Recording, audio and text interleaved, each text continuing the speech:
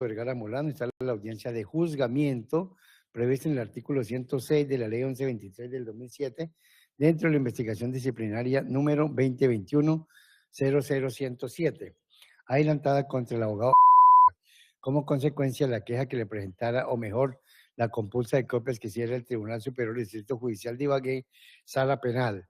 Dejo constancia que en esta diligencia comparece el doctor Daniel Giovanni Neira Ríos, doctor, últimamente avalado o nombrado mejor como defensor de oficio, defensor de confianza del abogado de quien se tiene poder en el expediente, doctor. El despacho le reconoce sin ningún inconveniente su personería jurídica, doctor, y solamente le pide el favor que para efectos de notificación, traslado y comunicación le dé al despacho su nombre completo, su cédula, su dirección, su teléfono y su correo electrónico, doctor. Gracias, su señoría. Tenga usted muy buenos días. Saludo extensivo a sus colaboradores inmediatos del despacho. Se presenta ante usted Daniel Giovanni Neira Ríos, cedulado con el número 1105-670-628, documento que fue expedido en el municipio del Espinal, Tolima. Y soy el portador de la tarjeta profesional 256.969 del Honorable Consejo Superior de la Judicatura. A efectos de notificaciones, mi dirección es la carrera quinta, número 699, Barrio Centro, instalaciones del Instituto Tectol, oficinas 201 y 202, municipio de Rovira, Tolima, y principalmente a través del correo electrónico daniel.neira.rios@gmail.com. Dispongo del abonado telefónico 310, pero pues aclaro que preferiblemente el correo electrónico, en atención a que suelo mantener el teléfono apagado mientras mantengo en diligencias. Agradecerle y aprovechar los bríos que tiene, doctor, para preguntarle si está en condiciones, doctor, en esta oportunidad de rendir el juicio o el alegato de conclusión o conclusivo en este proceso disciplinario que se adelanta contra el abogado. Sí, señoría, me encuentro preparado para las alegaciones. Bueno, doctor, entonces le recuerdo, doctor, que al doctor el despacho le formuló cargos por supuestamente activar el artículo 28, numeral 16, y con ello supuestamente afectar, o mejor, desarrollar la conducta del artículo 33 con su numeral tercero. Doctor, artículo 33 con su numeral tercero relacionado con las faltas a la recta y leal realización de la justicia y los fines del Estado en su momento, y también por abstenerse de incurrir, o mejor, actuar conforme a la ley en su deber profesional, doctor. Doctor, entonces el artículo 33, como le dije, en su concordancia con el artículo tercero, es por promover o presentar varias acciones de tutela respecto a los mismos hechos y derechos, caso en el cual se aplicarán obviamente las sanciones del artículo 38 con el que rimó, obviamente, y se le formuló cargos también al doctor. Doctor, tiene usted el uso de la palabra. Gracias, su señoría. Debo indicar que, en resguardo de los intereses del profesional del derecho que defiendo en este proceso, me permito expresar que el caudal probatorio permite evidenciar que la falta endilgada no se configura y por lo tanto se ruega de su estrado que el fallo a emitir sea de carácter absolutorio, porque sencillamente no están justamente configurados los componentes del tipo disciplinario que se encausa. El numeral tercero del artículo 33 imputado señala textualmente como falta, abro comillas, promover la presentación de varias acciones de tutela, cierro comillas. Y hasta ahí podríamos decir que se cumple ese primer ingrediente, en tanto que varias es más de una, y aquí estamos frente a dos acciones de tutela promovidas por un mismo abogado, pero a renglón seguido está el requisito sine qua non para poder saber si hay mérito o no para sancionar. Y por eso expresa el legislador que esas acciones de tutela deben ser, abro comillas, respecto de los mismos hechos y derechos, cierro comillas. Y es ahí donde no se da el componente fáctico de la conducta, no porque yo lo diga, sino porque así se extrae la lectura de las dos demandas de tutela que hacen parte de las pruebas documentales recaudadas.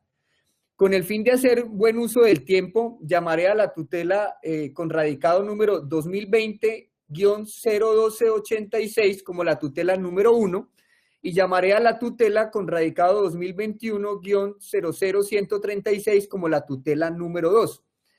Y con su venia, su señoría, procederé a realizar una sencilla proyección de 3 diapositivas, bueno, 4 con la portada, con las que voy a evidenciar que efectivamente las 2 demandas de tutela no son las mismas, es decir, que no son iguales. Por más de que la Bicola y la Coca-Cola sean bebidas parecidas, resultan siendo diferentes, ello pues como un ejemplo de tipo pedagógico. En esa primera diapositiva se evidencia las diferencias palpables número 1 y 2, y encontramos como en la tutela número 1 se reclama la no contestación de un derecho de petición que tendría su origen por allá en el 16 de julio del 2019, mientras que la tutela número 2 no trata de ningún derecho de petición ni de ningún 16 de julio del 2019. Llegamos entonces a la primera conclusión y es de diferencia, y es que la tutela número 1 tiene un origen diferente al de la tutela número 2, y ese origen diferente es un derecho de petición. La diferencia número 2 es que en la tutela 1 se pide a la Fiscalía el 1 de octubre del 2019 que remita por competencia un memorial al juzgado octavo de garantías. Mientras que en la tutela número 2 no se le está pidiendo a la Fiscalía que hagan ninguna remisión de memorial alguno a ningún despacho. Por lo tanto, llegamos a una segunda conclusión de que existe palpablemente una segunda diferencia, y es que la tutela número 1 sigue teniendo origen diferente a la tutela número 2. ¿Y cuál es ese origen? Derecho de petición. En la siguiente proyección vemos cómo hay una diferencia palpable número 3 y 4. Y esas diferencias son que en la tutela número 1 no menciona ninguna carencia de citación, mientras que en la tutela número 2 se reclama la carencia de una citación a una audiencia de control de garantías. Esto permite concluir que la tercera diferencia es que la tutela número 2 tiene un origen diferente a la tutela número 1. Y ese origen diferente pues nos lleva a lo consignado en el artículo 11. Ese artículo 11 pues corresponde al de la ley 906, que habla de los derechos a las víctimas, y entonces pues allí se destaca dentro de los literales que conforman ese artículo 11, por ejemplo, el del literal E, recibir desde el primer contacto con las autoridades información pertinente a la protección de sus intereses y a conocer la verdad de los hechos que conforman las circunstancias del injusto del cual han sido víctimas. La del literal F, a que se considere sus intereses al adoptar una decisión sobre el ejercicio de la persecución del injusto, y hasta el literal G, que habla de ser informado sobre la decisión relativa a la persecución penal, acudir ante un juez control de garantías, interponer recursos, etc. Entonces vemos cómo la tutela número 2 tiene justamente ese origen que la hace diferente a la tutela número 1. La cuarta diferencia es que en la tutela 1 no se pide nulidad de nada, mientras que en la tutela número 2 sí se pide la nulidad, y esa nulidad pues va dirigida a una diligencia judicial, que es una audiencia de control de garantías. Por lo tanto, llegamos a esa conclusión de diferencia número 4, y es que la tutela número 2 tiene un origen diferente al de la tutela 1. ¿Cuál? El del derecho al debido proceso. Y hay 2 diferencias palpables adicionales, como son las 5 y las 6, y encontramos que en la tutela número 1 no menciona ningún trámite ante la Corte Suprema de Justicia, mientras que la tutela número 2 reclama lo que sería una omisión en un trámite ante la Corte Suprema, de que no se anexaron, que unos audios, que unos juicios, es decir, que se habla de una omisión que en la tutela de ese trámite, que en la tutela número 1 no se hablaba. Conclusión 5, la tutela número 2 tiene un origen diferente, una vía de hecho judicial. Y como sexta diferencia, pues tenemos que en la tutela número 1 no es incitada por la judicatura, pero en la tutela número 2 sí existe una incitación por parte de la judicatura, lo que seríamos una inducción a error o una idea de esto requiere un debate nuevo. Situación que permite decir que la diferencia número 6 es que la tutela número 2 tiene un origen diferente, una presunta inducción a error. Esas son las 6 diferencias que me llevan a justamente mostrar que, como puede verse, no hay duplicidad de tutelas, que es lo que pretende castigar el legislador. lo que busca castigar el legislador es a quien una misma tutela la interpone en diferentes despachos para intentar obtener pronunciamientos diversos y hacer valer el que más le favorezca, pero eso no es lo que aquí ocurre. Surge entonces el interrogante. Entonces, ¿qué fue lo que pasó? ¿Por qué si son diferentes, un honorable magistrado considera que es necesario compulsar copias? La pregunta es muy buena, pero la respuesta es mucho mejor, y es porque la compulsa de copias, pues debemos tener claro que no es un sinónimo de incurrir en una falta, sino que es simplemente la petición que se le hace a un tercero imparcial de que haga la revisión respectiva y determine si existió o no una irregularidad. Ello en virtud de ser el derecho disciplinario una ciencia autónoma e independiente, como lo señalan los autores David Alonso Salguero y Carlos Arturo Duarte Martínez en su trabajo académico titulado La autonomía dogmática del derecho disciplinario, que es invocada por el honorable magistrado de la Comisión Nacional de Disciplina Judicial, Mauricio Fernando Rodríguez Tamayo, en su libro Naturaleza del Derecho Disciplinario, página 57. Es así entonces como los honorables magistrados María Cristina Yepes Aviví e Ivanov Arteaga Guzmán, al ver que existían dos tutelas elaboradas y firmadas por un mismo abogado, presentadas contra dos mismos despachos, como lo son el Juzgado Octavo de Garantías y la Fiscalía Novena Seccional de Ibagué, y al ver que ambas tutelas recaían sobre un mismo proceso penal, como lo es el terminado en el SPOA 2020-01286, y que en ambas se menciona un vehículo tractocamión de placas SXB 840 como el causante de un homicidio y un accidente de tránsito, pues resultaron considerando que era necesario que se investigara si mi ahora cliente, por una aparente temeridad, habría incurrido en lo dispuesto en el artículo 38 del decreto 2591 de 1991. Por eso nos toca acudir en estas alegaciones al decreto 2591 para mostrar que los dos magistrados compulsadores están equivocados en su apreciación de temeridad y se guiaron de una aparente similitud, pero que en la práctica ya vimos con esas diapositivas que son disímiles las tutelas. Y lo digo esto de equivocación de los honorables magistrados compulsadores no como una crítica, sino que es lo bonito del derecho, que permite análisis e interpretaciones diversas, diferentes ópticas. De resto, la profesión sería hasta aburridora. Dice el artículo 38, actuación temeraria, cuando sin motivo expresamente justificado, la misma acción de tutela sea presentada por la misma persona o su representante ante varios jueces o tribunales, se rechazarán o decidirán desfavorablemente todas las solicitudes, cierro comillas. De aquí extraigo que se exige para la temeridad ese, abro comillas, sin motivo expresamente justificado, cierro comillas. Y aquí sí hay un motivo para una segunda tutela que, como vimos en las diapositivas, no es la misma sino diferente. Pero ¿por qué digo que sí hay motivo para una segunda acción constitucional? Pues fácil, porque primero, tal y como se extraen las pruebas recolectadas, el abogado investigado le dice a la Fiscalía por allá en julio del 2019 que como titular de la acción penal tome unas medidas cautelares contra el vehículo que le mató a su cliente. Y la Fiscalía se queda calladita hacia julio del 2019, se queda calladita en agosto, se queda calladita en septiembre, y aparece el 1 de octubre del 2019 y le dice al abogado, hey, ¿cómo te parece? Que yo ese carro ya lo entregué en agosto, y la audiencia la hice con el Juzgado Octavo. Entonces el abogado le dice ese mismo 1 de octubre, oiga, doctora, ¿cómo así que usted habiéndolo oficiado en julio, o sea, habiéndole dicho, aquí estoy por si no me has visto, entrega el carro en agosto, al menos deme copia de la audiencia que usted gestionó? Y la fiscal dice, no señor, eso vaya pídaselo usted mismo como representante de víctimas al juez, no me lo pida a mí.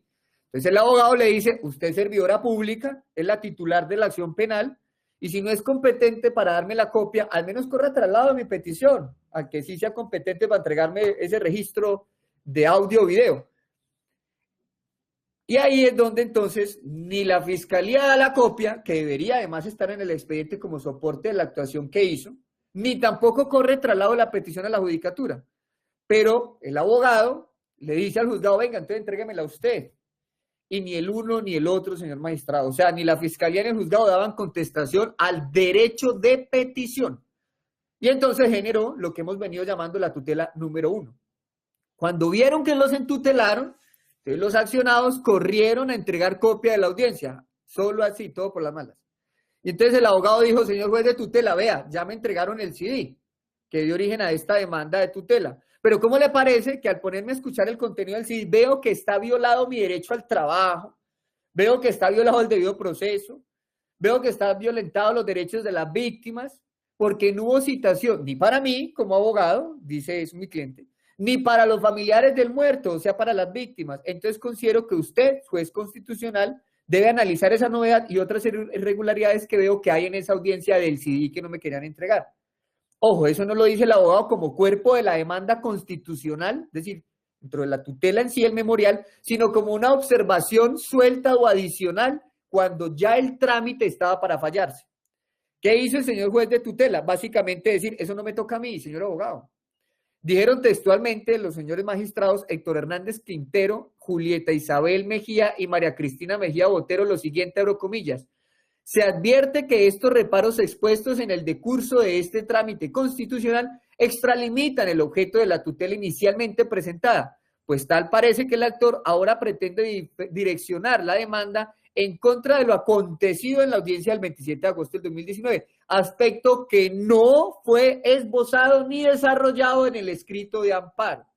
Recuérdese que la demanda fue incoada con fundamento en la presunta falta de respuesta por parte de las autoridades judiciales de las solicitudes del 16 de julio del 2019 y 1 de octubre del 2019, asunto que a la fecha se encuentra plenamente superado y de ningún modo recayó en la legalidad de la diligencia del 27 de agosto del 2019, cierro comillas. Como las pruebas en este proceso son los dos expedientes de tutela, pues a eso es a lo que me tengo que referir porque esas son las pruebas y entonces destaco de lo enunciado, es decir, de eso leído entre comillas o dos frases. La primera frase, abro comillas, lo acontecido en la audiencia del 27 de agosto del 2019, aspecto que no fue esbozado ni desarrollado en el escrito de amparo. Obvio, porque era imposible. No podía mi representado debatir lo que pasó en una audiencia cuando justamente no le habían entregado ni siquiera la copia del CD donde debe estar consignada la audiencia. Y fue por eso que al ver que no le daban la grabación, pues tuvo que acudir a la tutela para que le resolvieran la petición de entregarle copia del CD. Por eso no sabía qué dijeron en la audiencia, porque justamente reclamaba eso, el poder tan siquiera escuchar qué fue lo que pasó. Por eso, una vez teniendo el CD, o sea, resuelto su derecho de petición, mi cliente vuelve y presenta una tutela pidiendo que no que le contesten el derecho de petición, porque si hubiera dicho otra vez, venga, tutela nuevamente, ¿para qué? Para que me entregue otra vez el CD. Bueno, ahí sí existiría una conducta temeraria, porque solo así estaríamos frente a dos demandas iguales sobre unos mismos hechos y sobre los mismos derechos. Y dice el decreto 2591, abro comillas, la misma tutela, cierro comillas. O sea, que de resto no, ahí en este caso no es la misma. La segunda frase es, abro comillas, de ningún modo recayó en la legalidad de la diligencia el 27 de agosto de 2019, cierro comillas. Nótese entonces, honorable magistrado, juez disciplinario, como en la sala del doctor Héctor Quintero, la que permite hoy por hoy descartar la temeridad que señala la sala de la doctora María Cristina Yepes, porque el mismo doctor Quintero de manera literal dice que la tutela que él conoció, o sea, la que bauticé como la número 1, de ningún modo recayó en la legalidad de la diligencia del 27 de agosto. O sea, que dice el magistrado que no fue una tutela que tuviera esa finalidad de debatir si la audiencia tiene o no irregularidades y por eso es que no resuelve eso porque la acción constitucional fue para otra cosa y esa cosa ya se superó, que era el que le dieran una respuesta. ¿Qué entendió mi cliente con ese fallo? Pues que entonces, si quería debatir ahora la irregularidad del contenido de la audiencia, tenía que hacerlo con una demanda independiente donde desarrollara todos los pormenores de la diligencia. Y eso es lo que hizo y lo que hubiera hecho cualquier persona en el mismo lugar. Para ilustrar ese alegato y mostrar que eso lo haría cualquier ciudadano, voy a hacer uso de la pedagogía y voy a plantear un caso hipotético donde un enfermo acude al médico para decir que la EPS no le quiere entregar copia de las recetas médicas donde se enlistan qué medicamentos le han formulado para su patología. Entonces presenta una tutela, una primer tutela, para que le entreguen lo que pide. ¿Qué es? La copia de las fórmulas médicas. Cuando ya está en el trámite de la tutela, el paciente dice, señor juez, ya me dieron las fórmulas. Pero imagínese que esas fórmulas tienen una irregularidad porque no las transcribieron bien. Por ejemplo, faltó enlistar unas pastillas que me mandó el médico y ahí no las veo anotadas. Esa es una irregularidad. ¿Qué dice el juez de tutela? Lo siento mucho, señor enfermo, usted acudió a mí, fue para que le solucionara la falta de respuestas de copia de las fórmulas médicas y ya se las entregaron, ya tiene las fórmulas, la copia que era lo que usted quería. Por eso ese hecho está superado, lo demás no fue objeto de tutela.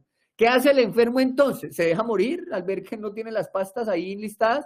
¿Guarda la fórmula en su casa, en un cajoncito, al ver y viendo que le falta un medicamento en la lista? No, ¿verdad? Hace lo que cualquier persona haría, presenta una nueva demanda donde debate la irregularidad de la fórmula médica y desarrolla la vulneración de ese derecho. ¿Por qué no lo hizo en una sola tutela, señor enfermo? Del ejemplo, del caso pedagógico. Pues porque aquel principio de que nadie está obligado a lo imposible. No puede al enfermo del ejemplo pedagógico alegar una irregularidad, una fórmula que no había podido ni siquiera leer porque no la tenía a la mano. Aquí entonces ocurre lo mismo, señor juez disciplinario. No se había podido alegar la irregularidad de una audiencia porque al momento de la tutela número 1 no se había podido excusar en la audiencia y no se sabía si la audiencia estaba bien o mal hecha en criterio del abogado que estaba actuando. Y cuando se pudo oírla y ver que había para él unas presuntas novedades, pues se presentó una demanda con ese asunto puntual para solo así darle la oportunidad a quienes participaron de esa audiencia de defender la postura de si estaba bien o no mal hecha la audiencia. O sea que a pesar de ser la misma enfermedad o aterrizado a este asunto, a pesar de ser el mismo caso penal del tractocamión, los hechos y derechos son distintos. En el caso del enfermo, derecho de petición en la primera tutela y derecho a la salud en la segunda tutela, y en el caso del abogado que represento aquí, derecho de petición en la primera tutela y derecho al debido proceso y derechos a las víctimas en la segunda tutela. Pueda que en lo oscuro la cebra y el caballo se vean iguales o muy parecidos, pero resulta que son diferentes y por eso la misión de la comisión disciplinaria es verlo no en lo oscuro como lo hace quien compulsa las copias, sino verlo con la mejor luz posible. Por eso la autonomía del derecho disciplinario, porque es al juez disciplinario el que le corresponde hacer esa apreciación más detallada y es lo que va a permitir que se determine si el abogado que hoy represento puede seguir llevando el pan a la mesa de su casa para alimentar a sus hijos litigando como dependiente sin tener un salario fijo como sí lo tienen aquellos que compulsaron las copias, o si por el contrario le toca al abogado durar 2 años sin poder tan siquiera hacer un derecho de petición porque quedaría por fuera de la profesión por ese largo, cruel y perjudicial tiempo que le impide hasta dar asesorías. Por eso, para finalizar mi intervención, quiero rogar de su estrado, honorable magistrado disciplinario, que al momento de emitir el fallo reevalúe el dolo que ha imputado el señor magistrado, porque ese dolo que se enrostró en la audiencia de calificación el pasado 8 de junio del 2022, cuando yo no era el defensor, justamente, pues es un descarte allí. Se dice en esa diligencia al momento de indicar la modalidad de la conducta, que existiendo en el artículo 21, la disyuntiva de dolo o culpa, señaló usted, señor magistrado, para ese momento que se inclinaba más por el dolo.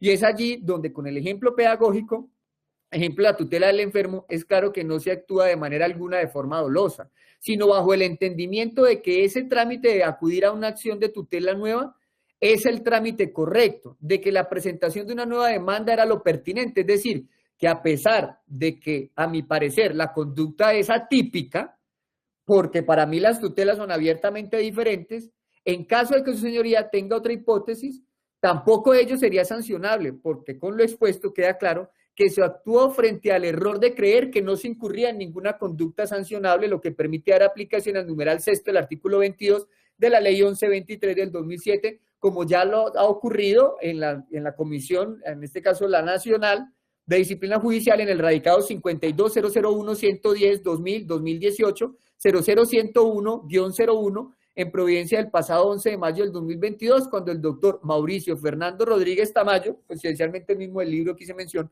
revocó una sanción impuesta a un profesional del derecho que actuó también bajo la convicción de que no incurría en una conducta disciplinaria. Prueba de ello es que los magistrados de la tutela número 2 no se enteraron de que había existido la tutela número 1 porque los accionados se lo dijeran, es decir, eso no lo alertó el juzgado octavo ni la Fiscalía novena. De hecho, ninguno de los accionados reclamó que ya habían resuelto una tutela.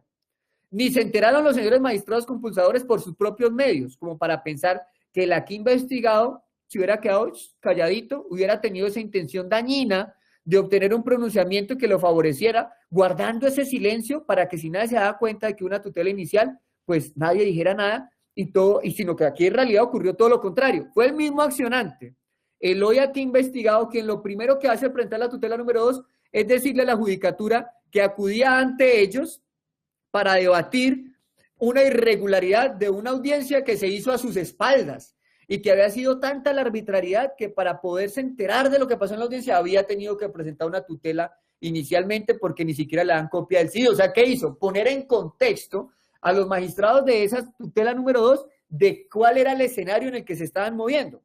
Es por eso que al revocar una sanción disciplinaria en la erradicación 63001-110-2017-00104-01, sentencia del 11 de agosto del 2021, dijo nuevamente mi magistrado preferido, el doctor Mauricio Fernando Rodríguez Tamayo, que el juez disciplinario para tomar la decisión de sancionar o no debe apoyarse en la actitud procesal de la parte y la posición o situación en que éste se encuentre al momento de acudir a la judicatura.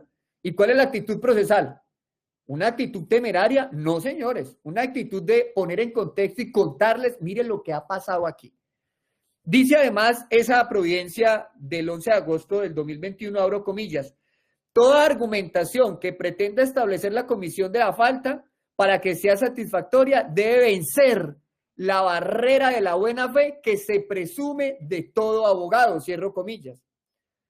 Y la buena fe entonces es una barrera muy sólida en este asunto, porque es una buena fe palpable, tangible, porque es el propio accionante aquí investigado el que le cuenta a los magistrados qué les tocó hacer y les explica por qué después de esa tutela número 1 es que le toca hacer uso de la tutela número 2.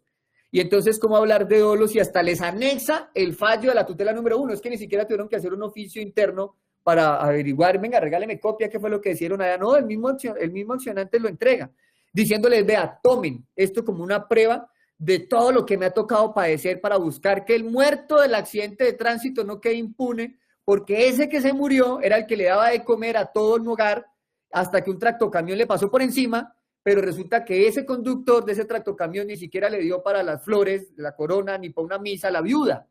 Y en ese trabajo es que me ha tocado hasta qué problema para acceder a una audiencia.